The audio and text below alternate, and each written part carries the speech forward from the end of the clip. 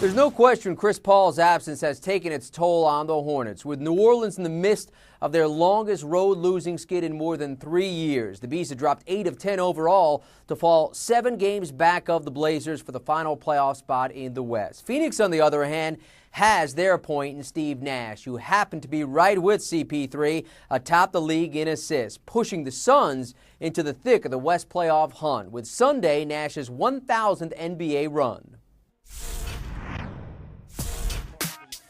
Grant Hill and the Suns home to the Hornets, pick it up late first quarter with Phoenix already up a dozen. Steve Nash, one of his 12 assists for Jason Richardson on the hammer. He had 20. Phoenix up 34-20. Late third quarter, it's Jared Dudley alone along the baseline. Where is the defense? The Suns up top 83-69. Early stages of the fourth, their advantage at 18. Check out this sequence off the turnover.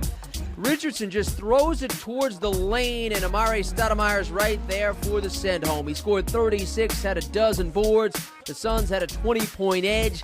And then it's Dudley off the steal, and he'll send it ahead for Richardson, and he does the rest, going 360 on that finish. Phoenix gets their 41st win, 120-106.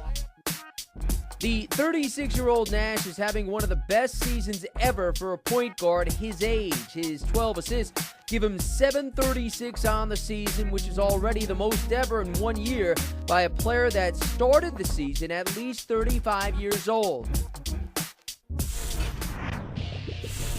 There's Chris Bosh. He exploded following the loss of the Warriors. Well, he and the Raptors back at it at the Rose Garden Sunday against the Blazers, and that's Brandon Roy, top of the key three.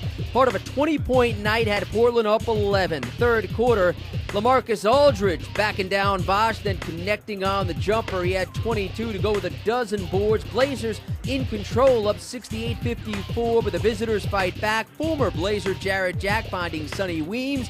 And this jumper has Toronto within a deuce at 93-91. Later in the fourth, it's Roy going back to work on the offensive end. The lane leaner has Portland up a half dozen. About 2 minutes to go. It's Andre Miller, the giver for Marcus Camby underneath. Nicholas Batum adds 22.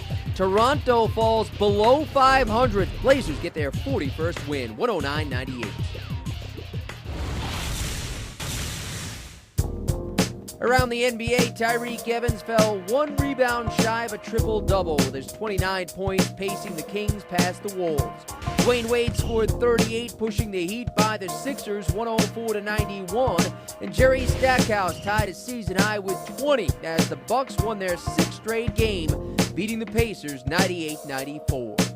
Milwaukee now 12 up and 2 down since the All-Star break, which is the best record in the Eastern Conference. That stretch has pushed the Bucks to 7 games above 500 for the first time since 2002.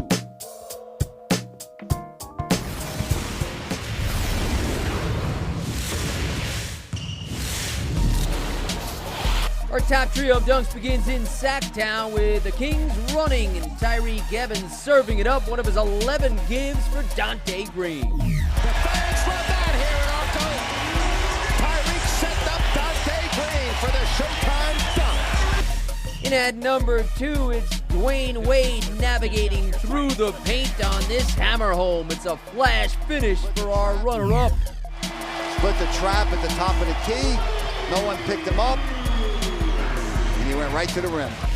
But the best of the bunch has the Suns running and ahead for Jay Rich, going 360 on this send home. Not a total 360, kind of cheated because he turned right away, but still impressive. Jason Richardson turning in our dunk of the night.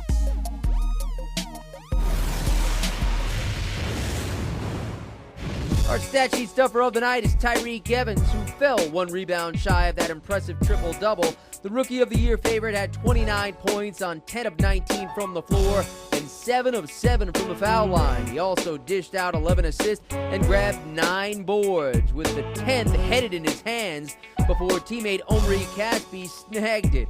Regardless, the impressive Tyreke Evans is our stat sheet stuffer of the night.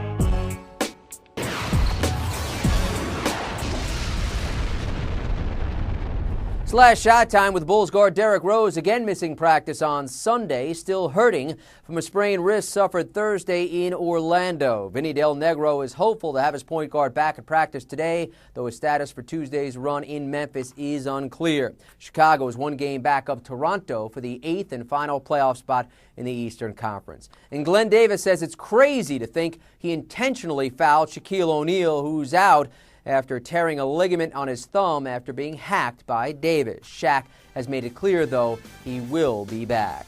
You want more Daily Dime? You got it. Facebook and Twitter is the place to turn. That's all we have for now, though. On the way out, our call of the night. Thanks for watching. I'm Jim Baskell. His brother, I think, is an umpire. I bet you that strike zone's expanded. James, good defense from Daniels. James continues to dribble now, has to hoist it up. Oh, he put it in! What a shot from LeBron James! Struggling with his dribble. Daniels all over him, and he throws in the three. And rightfully so, as he is sort of mis-dribbling the ball all over the place. That should be a 4. You should have the right as an official to give an extra point on a truly spectacular play.